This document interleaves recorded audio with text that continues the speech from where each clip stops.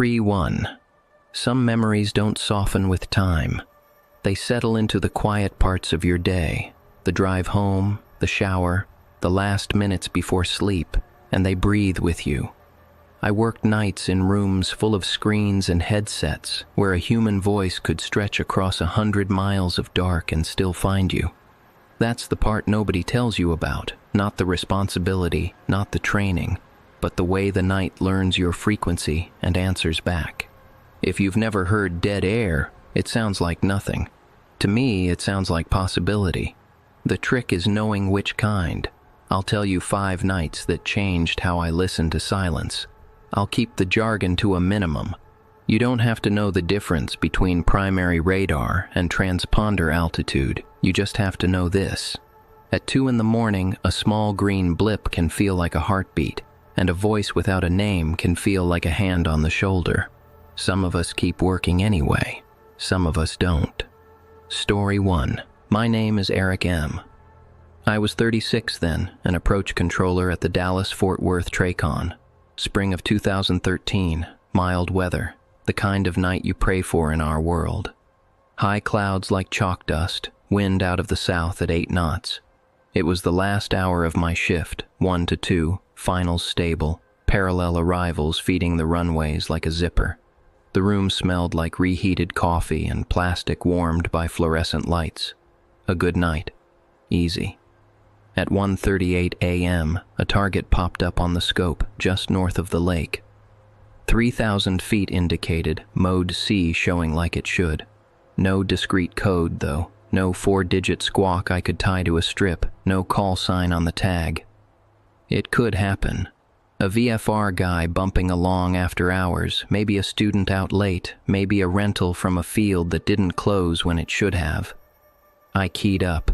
Unidentified 3 miles north of the lake at 3,000, Dallas approach ident. No transmission. Then a voice answered anyway. Inbound, information Bravo, full stop. Just like that. No call sign, no hesitancy. Calm, middle-aged male. The kind of tone you get from someone who's answered radios for years. The words landed in the room and went nowhere else. My partner looked up. Who was that? I shrugged and flagged the target manually, gave it a track number so it would follow. Say call sign, I tried. Say type and intentions. Dead air, not static. Silence, clean as a blank page. I coordinated with the tower. You working any inbound VFR? The tower said no. Field was open but quiet, both finals clear and a 737-5 out on the right side. Copy. I looked back at my screen. The unknown had eased into a downwind for the left runway, holding parallel to the 737 like they were dancing. The separation was textbook, 3 miles abeam, altitude nailed. Except it wasn't. The 737 called, approach, we're getting a TCSRA, climb. Their computer thought something was there, and in our world, that's enough. I turned them. Right turn heading 180, climb maintain 4,000. The 737 climbed. The unknown turned with them without being told, like a mirror sticking to a hand. The tag followed, my manual track keeping pace. Sweat gathered along my headset foam. Unidentified traffic, say call sign. Ident nothing. The tower reported no lights, no sound, nothing on short final. Out the windows behind glass, their view was a clean set of runway edge lights, quiet as a church. At 1:42, the 737 reported the RA had resolved. No factor now. On my scope, the unknown merged with the 737, 2 blips on top of each other, the tag numbers briefly overlapping. I felt my mouth go dry. Then the unknown pulled ahead by half a mile and descended to 2,000 without being told. I called again, voice cracking enough that I heard it. Say call sign. The frequency answered with my voice. Not a recording, my voice, pitched like a reflection in a metal room. Dallas approach ident, I heard myself say, tinny and tight. My partner swiveled in. Eric, you just... I didn't, I said. but my finger was on the key, and I couldn't tell if I'd pressed it or not. Time got weird. The unknown rolled through base and cut the corner to final, sliding under the right side traffic like a snake through narrow pipes. The 737 called 500 feet. The tower reported still no traffic in sight. I threw the light gun on instinct anyway, an old habit from training. A bright green beam wobbled against a distant patch of air only I could name. The room smelled like dust burning on a resistor somewhere. My hands shook. At 1:44, the unknown touched down on my scope. Primary returns do that sometimes if the beam bounces off the ground just right. The tag flickered, went to nothing, then came back, half a mile down the runway, then the taxiway, then off the field entirely, southbound, as if rolling to a stop on asphalt that wasn't there. When it vanished for good, my headset felt too tight, like someone was pulling the cups into my skull. We ran the tapes. Our supervisor pulled the audio that morning. The room heard me talk to the unknown. The room heard the unknown answer. The room heard me a second time. My voice with the wrong timing, the wrong breath, telling a plane that wasn't there to continue. Only my own memory held the silence. At the end of the shift, I slid the blank strip I'd filled out for the unknown into my pocket, a stupid reflex like covering a cough. I went home to a house that smelled like laundry detergent and sleep. When I checked the strip in the morning, the cardstock felt damp. A fogged patch lay across the middle, an oval the size of a mouth. I held it to the light, then to my nose. Nothing. I stood there stupidly in my kitchen with the sun just beginning in the blinds. I stopped hearing him on frequency after that, but on certain nights when the room falls quiet and the green sweeps of the scope look like waves, I habitually leave a space in my cadence for one more voice, and sometimes I answer anyway. Story 2. I'm Karen L., and I was 44 the summer of 2002, working the midnight shift at Anchorage Center, Zan. Up here we get the midnight sun, so even late June at 12:30 a.m. gives you this graphite glow across the mountains. The air conditioning in our room was older than most of our trainees, and when it kicked on, it rattled the pens in a jar. I had cargo running along the coast, call signs you'd recognize if you've ever watched a container ship slip into Prince William Sound. It was steady, workable. I was sipping coffee that tasted like its own history. At 12:47, a primary-only track appeared over terrain where I never saw one. High ground, shadows stacked like folded blankets, the kind of place pilots respect by giving it a wide berth. No transponder, no altitude I could trust, just the radar saying, "Something's there." The vector of the track said otherwise. It came in as if descending through a valley, carving a line where no valley was. Traffic, Anchorage Center. Say position. I kept my voice even, like always. The reply came on a blind call, not even on my sector at first, just a voice bouncing in, soft and tired. Request vectors to 29 left, calm, routine. Except there is no runway 29L in my sector, no runways at all. This was center, all high airspace and silence over rock. I checked the adjacent sectors. You working a primary? Negative on both sides. The old guy, 2 seats down, muttered, "Probably a weather return, but I've seen weather enough to know its footprint." This wasn't that. I pinged the nearby nav aids for identification. One of the techs said he was hearing a Morse ID riding dirty on the frequency, 3 letters that used to belong to a VORTAC we decommissioned that spring. The room got colder, or maybe that was just the AC finally winning the fight. I felt the chill cut through the thin sleeves of my sweater.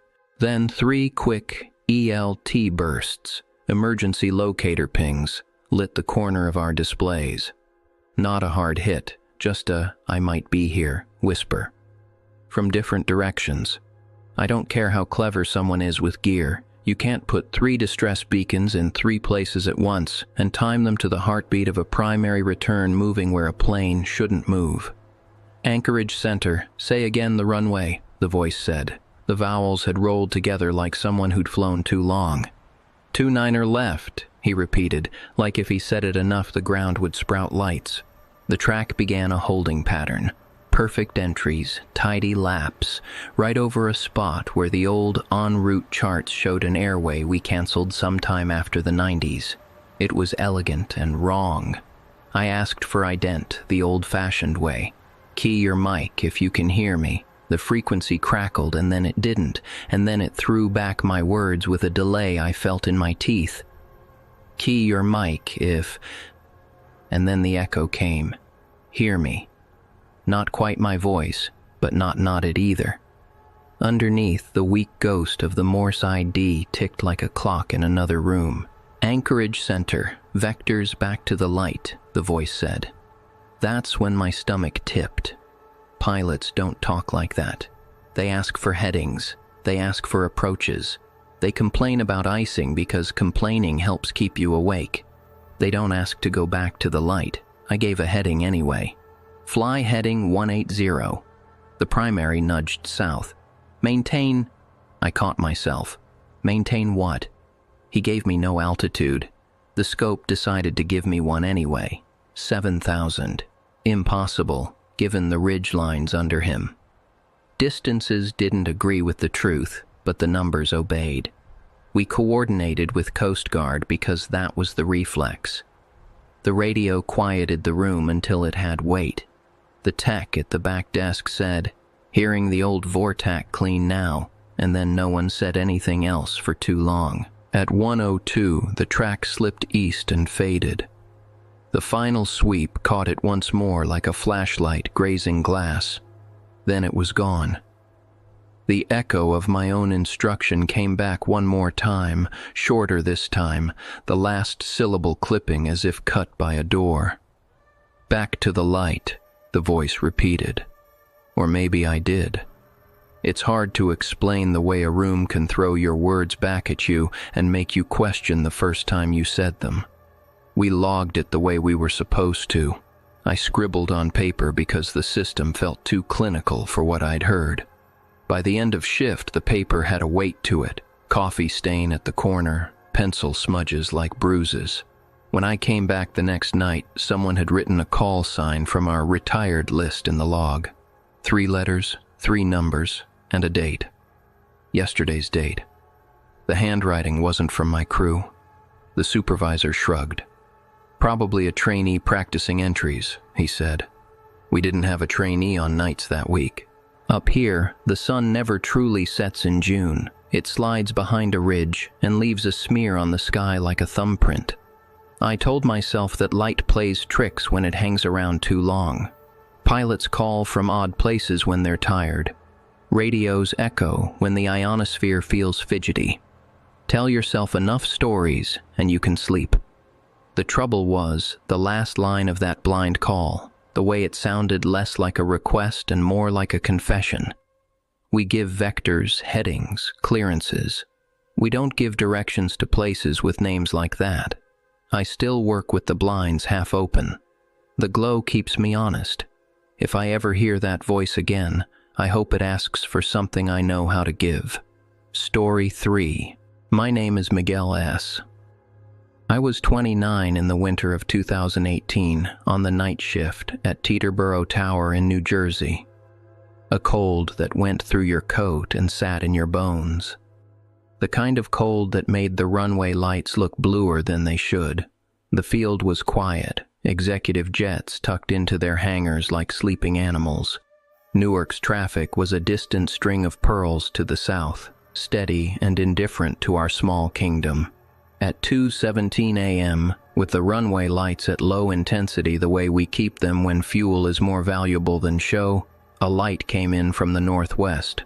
Bright, clean, no strobe, no beacon, just a steady white like a car headlight that never learned how to blink.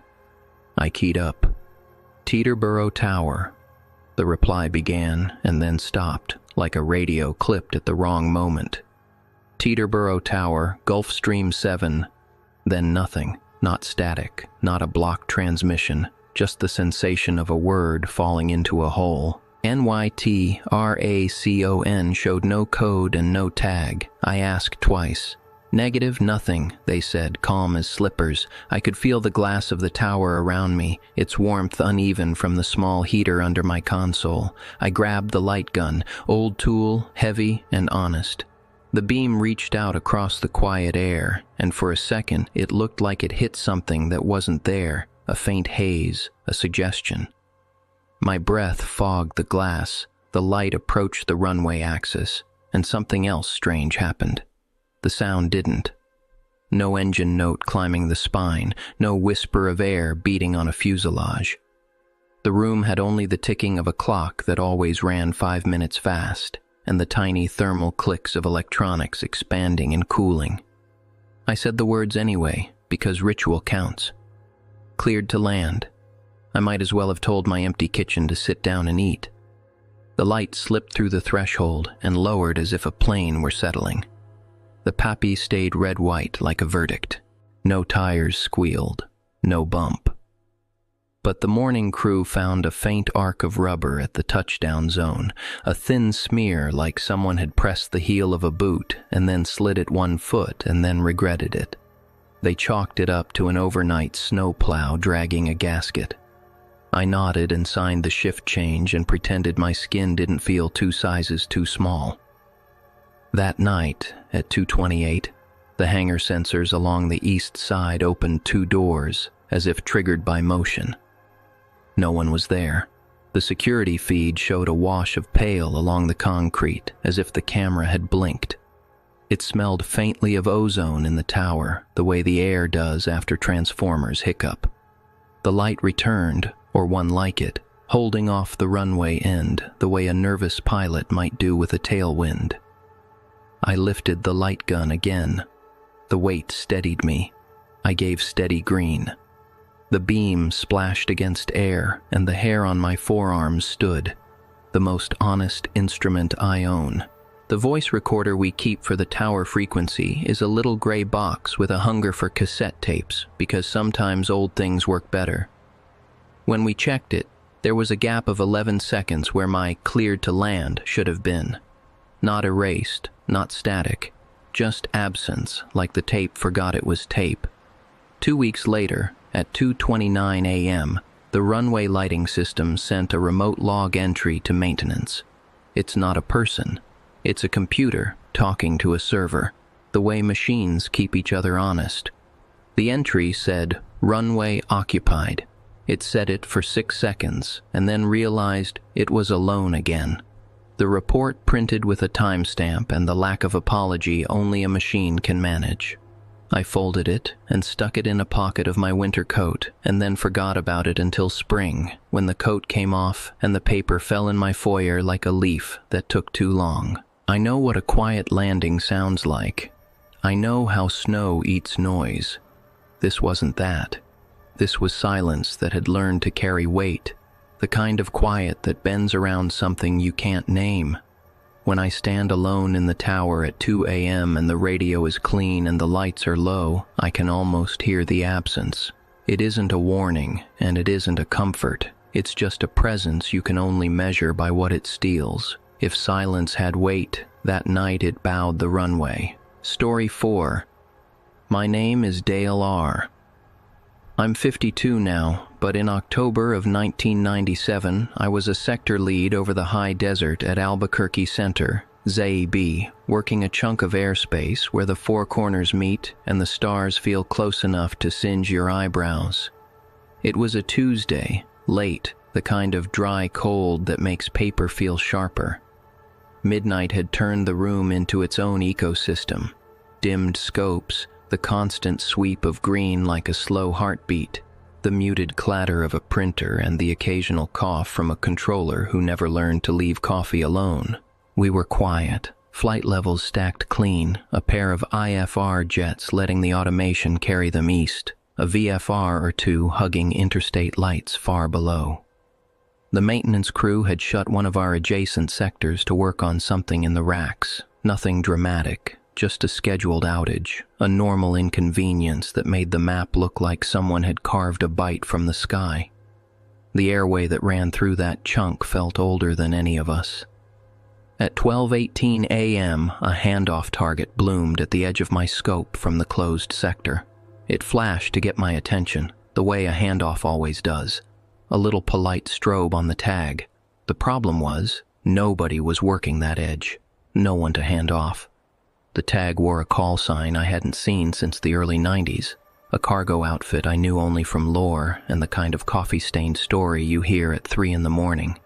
They used to run so low over the mesas you could smell the coffee from the wing. That kind of story.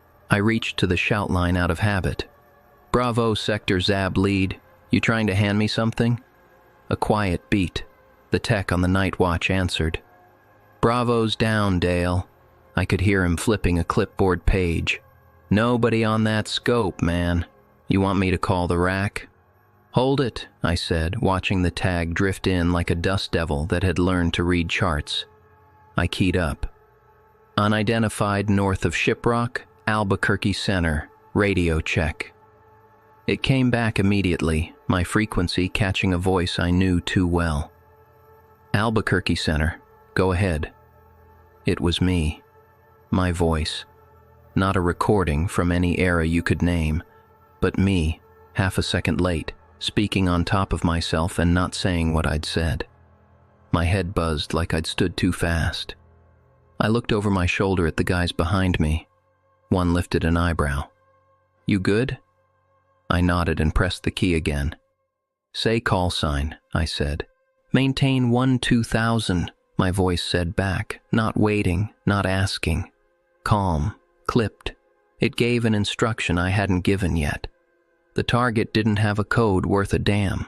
No mode C I trusted. It wandered onto a radial from a VORTAC we'd shut down the week before. You don't forget decommissioning a beacon out here. You feel it in the way pilots stop using certain phrases. But this return moved like it could still hear the old tones humming in the dirt. It made a neat teardrop entry into a hold I hadn't cleared. Out the corner of my eye, I watched the sweep lines on my scope stutter. Once, twice. On the third pass, the bright dim cycle inverted like someone had flipped the contrast slider inside the machine. I started moving the living traffic. "Center, we'd like direct if possible," an eastbound called, picking up the thickness in my voice. "Negative direct. Turn left heading 080. Vectors for sequence." I slid a heavy to the south, eased a commuter north to keep things honest. "We have minimum vectoring altitudes out here like we have religion. You don't dip beneath them unless you want to meet rock." The target tracked straight through a box on my chart that wasn't a box anymore, a former restricted area we'd folded back into the wild. It turned when my echo voice turned it. "Descend and maintain 8,000, I heard myself say, neat as a knife. I hadn't said it. My hand hovered an inch above the push to talk like a bad habit. I tried to step on the transmission. "Negative, maintain 1-2000 at or above 12, say call sign." I wanted whoever was listening to hear the real me over the version of me that was walking out ahead. 8,000, the voice said, and the target began to step down. Numbers don't lie, except when they do. Mode C flickered a believable descent profile, 10, 9, 8, and my eyes jumped to the corner of my clipboard where the minimum altitude for that grid square sat printed in block ink, 9,007. "Unable," I said, out loud to the room because sometimes you have to witness yourself. "Unable 8. I pulled a military trainer on an IFR flight plan 20 miles east out of his own descent and turned him away from the whole mess, a curving S like someone apologizing in handwriting. The tech at the back desk mumbled, not looking up, getting a squirt off the old VORTAC. He tapped the console like that would fix the past. "No, you're not," I said, sharper than I meant. He blinked once and shrugged. He was 25 and invulnerable and didn't remember when we first bolted that thing to the earth. The target accepted 8 and kept right on bleeding. 7.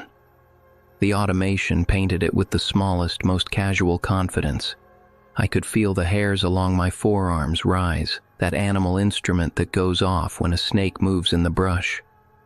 "Climb and maintain 1-2000 now," I said, choosing the steady me voice I used for turbulence rides and bad ideas. The echo voice stepped on me, cleared down to 6. The sweep rolled. My scope did that inverted bright thing again, the return briefly brighter in the gap, like a star caught in a bottle. I diverted my last piece of living traffic. A regional jet took a dogleg that would cost the captain a complaint later. I'll take a letter to keep metal from meeting geography. Say intentions, I tried, because sometimes that asks a better question than say call sign. "Back to the beacon," my voice said. Only it wasn't my voice anymore. It was the voice I have when I'm tired and haven't yet admitted it. Back to the beacon, and then home. The desert has a way of making that word sound smaller than it should. The target reached a number below the printed minimum and kept going one notch further, like it had decided numbers were a suggestion. Then it vanished. Not the normal fade where returns walk off the edge. A simple deletion. A blink. The room seemed to tilt and then right itself. I realized I'd been holding my breath because my chest hurt. I let the air go and tasted dust I couldn't have inhaled because I was 100 miles from any window. We taxied the story around the room the way you do, everyone moving from procedural to superstitious and back again. A guy told me he'd heard his own voice once on guard, 121.5, coming back with a delay like a bounced check. Another said we'd been getting weird interference all week. Maintenance shrugged. Racks look good. No faults. The VORTAC remained a concrete slab, decommissioned, waiting for a crew to come unbolt ghosts. I kept it mostly to myself after the paperwork. The one thing I did that wasn't in the manual. A month later, on a Sunday when the sky was so blue it felt like a new penny, I drove out along a gravel road until my tires hummed the tune my father's truck used to sing. I parked at the old beacon site and hopped the shallow ditch because the gate was chained. The pad lay in the middle of nothing. Dirt the color of old bone. A ring of stubborn vegetation browned to the exact shade of last year. The wind moved across it like a hand smoothing sheets. I stood there long enough that my shadow traveled a few inches. Then I saw the footprints. Boot prints, size I'd guess close to mine, crisp in the crusted dust. But they didn't come from anywhere. You know how prints look. A progression, one after another, the story of a walk. These started 3 steps in, as if someone had been set down from a short height. From there they led toward the pad, and when they reached the concrete they ended clean. No jump back over the dirt, no scuff, nothing to match. I crouched with my knees complaining and put my own hand beside one. The dust felt soft and old and uncommitted to explanations. On the drive back, the AM radio found a station I hadn't used in years, the kind that still gave farm reports. A long advertisement played for a ranch that had probably already gone to seed. The announcer's voice sounded like mine would sound if I let a decade press on my lungs. I turned it off because the cab didn't feel big enough. I left the desert eventually. Different sector, different state. You tell yourself you're moving for the right reasons, and not because the dark out there had learned your middle name. But some nights, when wind rattles dry grass against a fence, I hear a tone in it like old radio. I remind myself that minimums are minimums for a reason. I remind myself that echoes aren't instructions, even when they use your mouth. I left the desert. I'm pretty sure the desert kept my voice. Story 5. I'm Alina P., 38 then, and I worked the lakeshore sectors at Chicago Center, ZAU, during the blizzard in January 2011. If you were anywhere near the Midwest that month, you remember snow that didn't fall so much as occupy, wind that pushed at the edges of buildings and found seams in every coat. Inside the center, the air smelled like warm plastic and sanitizer. The radios hissed a soft white that wasn't quite static and wasn't quite silence. Coast Guard sat on our speed dial like a neighbor whose yard meets yours without a fence. 11:53 p.m., the lake looked like a sheet of slate with teeth. The coastal radar, shorter range, better at seeing low, painted 2 primary returns over open water, evenly spaced, pacing each other along a path I could have drawn with a straight edge.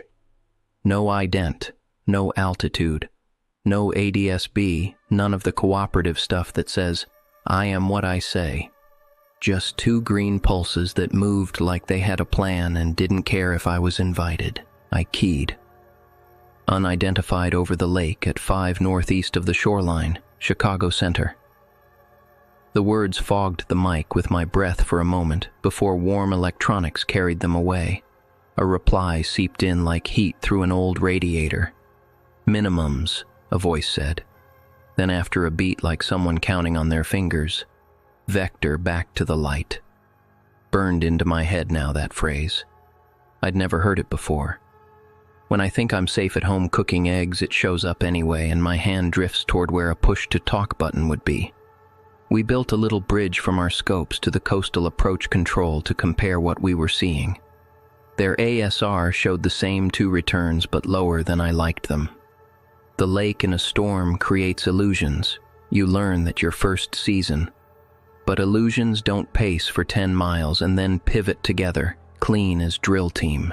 I reached for the spare headset because sometimes a different speaker pulls a signal out of mud. The room had the particular dryness of winter HVAC, the way it chews the inside of your nose. "Say intentions," I asked, soft enough that I could pretend I was only asking because the book says to. One of the coast stations reported a searchlight near shore, sweeping the underside of the clouds from below, a white column that looked more like an elevator shaft than a beam. I was not in a mood to appreciate poetry. 121.5 started singing white noise like it was proud to. Within it, there was a shape. If you've ever listened to surf long enough, you know your ears organize it, find patterns that aren't there. But this wasn't the ocean. It said my first name, not chin to chest, not spooky. Just the sound, edged with the delicate hiss of FM, right where someone would put it if they wanted to be heard without sounding like they were trying. We're not set up for that, I told an empty room, because that was easier than using the mic. I moved a pair of arrivals down the lake corridor inland to a route I didn't like but could live with. The 2 primaries held parallel like magnets, agreeing on which direction was north. The far one rolled slightly toward the other and then back, as if acknowledging a hand signal none of us could see. At 12:21 a.m., one of them stopped. Not a drift, not a hesitant pause. A stop like a measured hold over a point in space where the ice had opened into a lead earlier that day and then skinned itself over with new glass. 17 seconds by the sweep clock at the top of my scope, our own metronome. I counted. At 12, a needle of cold went up my arm.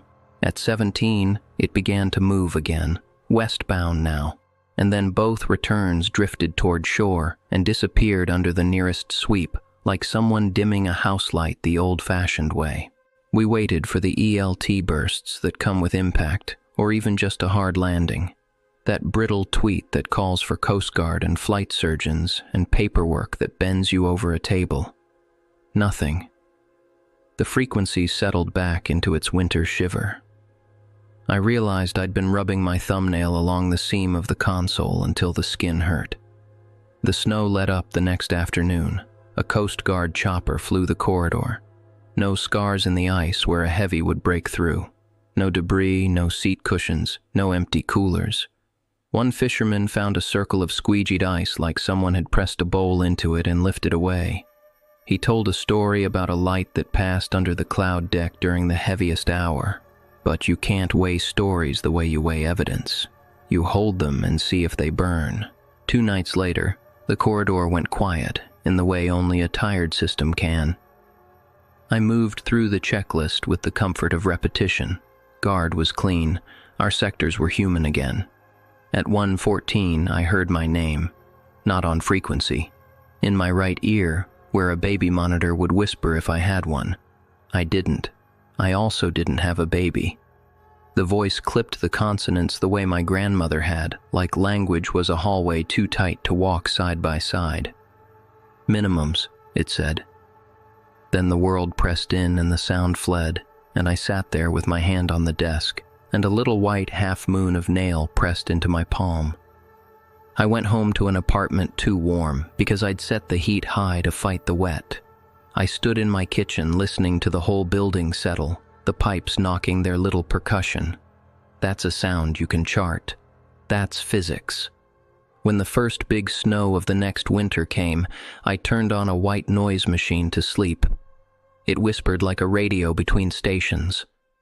I reached to adjust it and found myself saying, out loud, "Chicago Center, go ahead." I laughed then, the thin kind of laugh that you throw out to see if the room will give it back. Since that night, the very first storm makes my apartment go still in a way that feels wrong. Once, when the wind pressed a long moan through the window frame, the baby monitor I still don't own said, as clear as a spoon set down on a counter, "Vector back to the light." I did not answer. I am not paid to clear living rooms. The lake teaches you things you don't want to know. It teaches you that straight lines lie, that horizons move, that something can hold still without being anything at all. I keep working because the air keeps moving and we have to put it where it belongs. I don't ask for the light and I don't promise it. I point, I separate, I hand off, I sleep in small increments.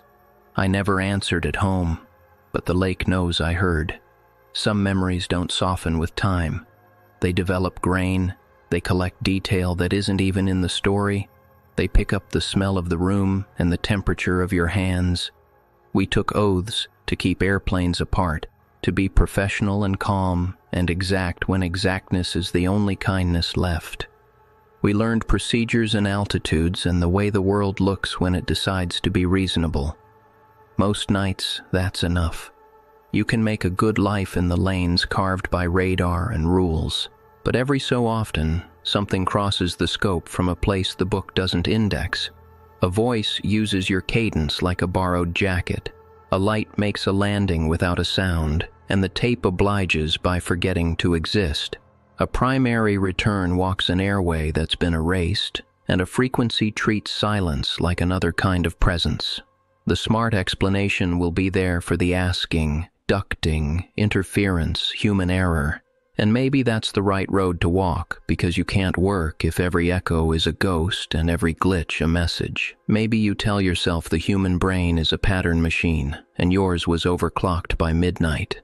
Still, I think about 5 nights, a strip that fogged like breath, a hold over nothing, a runway that bowed to quiet, a beacon that went on humming in the dirt after we pulled the plug, a lake that lifted a bowl and put it back without leaving a fingerprint. Different places, different years, voices that did not know one another, and yet the same request sneaks in, back to the light. We don't clear anyone there. We clear for headings and altitudes and approaches. We build corridors in the sky and then tend them like gardens. We say unable when we must, expect further when we can, and good night when a plane leaves the map. If you stick around long enough, you learn the difference between noise and presence, the hiss you ignore and the quiet you answer. You learn to leave a beat in your cadence for the thing that doesn't have a call sign but still expects you to be listening. And the problem is, sometimes presence learns you back.